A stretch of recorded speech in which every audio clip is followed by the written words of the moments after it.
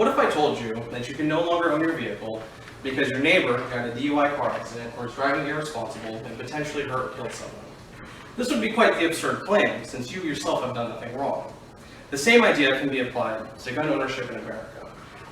Gun rights and gun ownership is something I've been very passionate about, not just because I'm an avid gun owner, but also because I believe that a person's right to own property of any kind should never be hindered or restricted.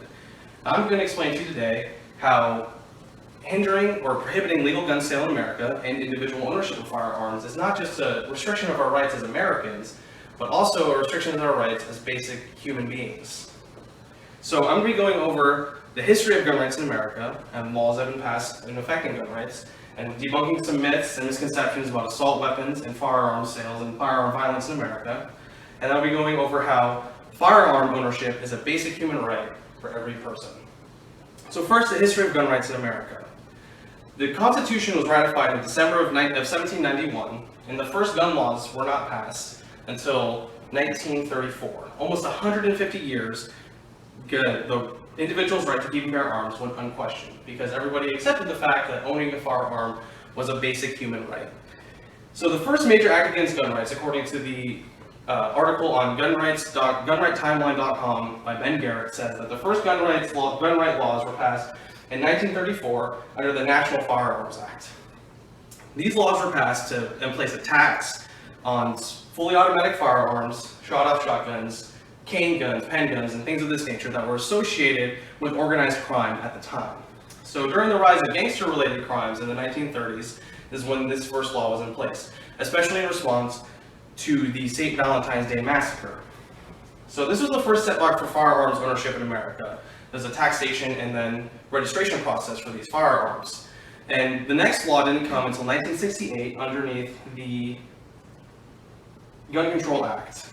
This act restricted the rights of certain people to keep and bear arms, people with a violent misdemeanor or felony on their record, or people who were deemed incapable by the state and mentally incapable of handling a firearm.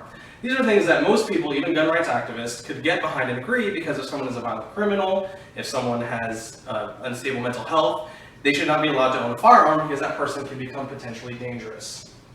But this law has been used and expanded and defined in different ways in order to restrict anyone else's legal right to keep and bear arms. So now to debunk some common myths associated with gun violence and assault weapon bans. So there are many myths and misconceptions when it comes to both assault weapons and gun violence in the US. And some people believe that banning certain types of weapons would prevent certain violence, or just banning the individual's right to keep and bear arms altogether would end these things. So first, let's start with the most common misconception, and that is when dealing with so-called assault weapons. So an assault weapon, as defined by the National Rifle Association's Institute for Legislative Action, says that an assault weapon is any weapon that when you pull the trigger, basically, multiple rounds come out.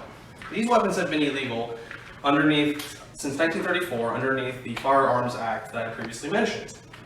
So the most common weapon that people would associate with this is what is referred to as an AR-15. Which is actually a semi-automatic rifle, which means that you pull the trigger once and one round comes out. It's actually a hunting rifle modeled to look like a military-grade weapon for collectors and for people who enjoy those things. So that is the most common misconception when it comes to firearms, since firearms are already illegal or monitored and registered with the federal government. Another common myth about firearms is that restricting personal firearm ownership and the individual's right to bear arms reduces violent crime. This is actually not true. In countries such as Britain, all legal gun owners gave up their rights to keep and bear arms. They voluntarily turned their guns over to the British government in the 1980s, and they sacrificed their right to own property underneath the name of security, of safety, and of lowering crime, which actually now, combined with Britain and Wales, they have the highest violent crime and burglary rate amongst the top 17 industrialized countries.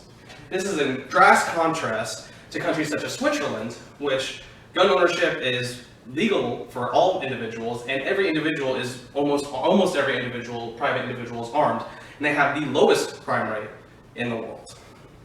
So more important than crime rates and the common misconceptions associated with firearms and assault weapons is a basic human's right to keep and own property. Henry Ward Beecher once said, "Liberty is the soul's right to breathe. And when it cannot take a long breath, laws are girdled too tight." These words remain very true today, and denying people the right to keep and bear firearms is a direct violation of that person's right to be a human being. Our founding fathers, such as Thomas Jefferson, wrote, according to an article by humanrightsevents.com, that a human's right to defend themselves is one of the basic natures and aspects of being a human being. And if you are incapable of defending yourself and your property, there is no way that you can feel like a real person, because your right to be a person has been restricted in some way.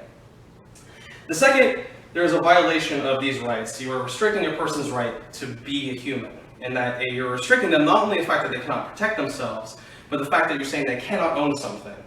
An individual should be allowed to own whatever they believe, and that is something that has been written into our Constitution and our laws by the framers of our Constitution since the very beginning. So, guns have, and for some time will be, a huge debate and cross-section in our country. And there are many myths and misconceptions surrounding firearms and the individual's right to bear arms. I hope that I debunked some of those for you today. And according to one of our founding fathers, Patrick Henry once said, "Are we at last brought to such humiliating and debasing degradation that we cannot be trusted with arms for our own defense?" These words remain true today, and it is a basic violation of our rights to take away our right to defend ourselves. So I hope that with this information I've given you, that you now can go out and understand that the myths and misconceptions about firearms and how owning and keeping a firearm is your basic right, not only as an American, but as a human being. Yeah.